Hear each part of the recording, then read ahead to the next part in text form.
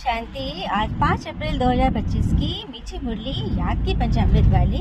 आज बाबा ने कहे, मीठे बच्चे, तुम्हें किसी के भी नाम रूप में नहीं फंसना है, नहीं तो क्या होगा ना, उल्टा खाता जमा होगा।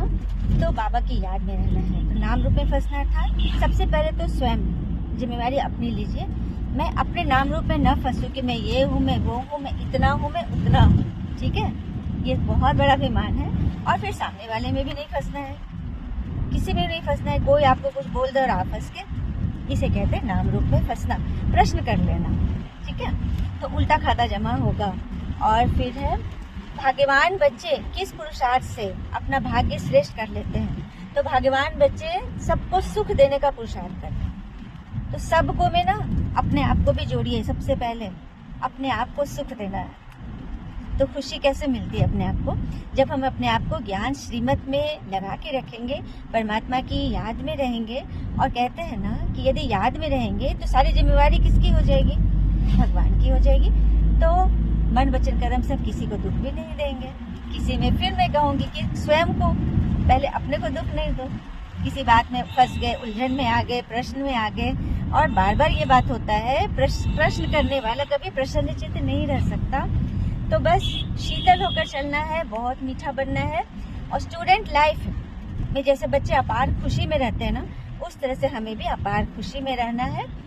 और बच्चों पर माया का वार होते रहता है, तो उससे अपनी संभाल करनी है कि माया का वार को पहचाने, स्वयं को पहचाने और माया को पहचाने।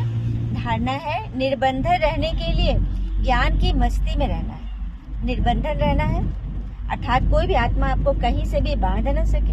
यहाँ तक कि आप यहाँ बैठे हो और 7 समंदर पार से भी कोई कॉल आ गया, तो उस कॉल से भी कोई आपको बांध सकता है।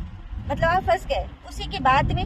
देखिए, बंधना उसको कहते हैं ना, बिना याद के, बिना मेहनत के अगर किसी की बात मन पे चल रही है, क्यों, क्या, कैसे, ऐसे वैसे। देखिए, एक तो होता है व्यर्थ चलना, फालतू बातें चलनी, और एक होता है किसी का अच्छाई, किसी का गुण का भी चर्चा की, तो वो भी हमें बांध लिया ना। अच्छे हैं, सब अच्छे हैं, भगवान को आगे कीजिए और आगे बढ़ते। नहीं तो फिर आज किसी को आप अच्छा कह दिया, उसकी छोटी सी भी बात है ना, तो आपको बहुत जोर से लगेगी। आपको ये लगेगा, हमने तो इनको इतना मान दिया, हमने तो इनको इतना अच्छा बोला, लेकिन इन्होंने नहीं समझा, तो फंस गए ना। इसलिए जो है उसके बीच परमात्मा को रखिए, तो सदैव आगे बढ़िएगा। और वरदान है, मनमत और श्रीमत को मतलब श्रीमत में मनमत और परमत को समाप्त करने वाले स्व कल्याणी। सबसे पहले अपना कल्याण कीजिए, अपने आप को इन व्यर्थ बातों से बचा के रखिए और अपनी कीमत नहीं लगाइए। ठीक है, ओम शांति।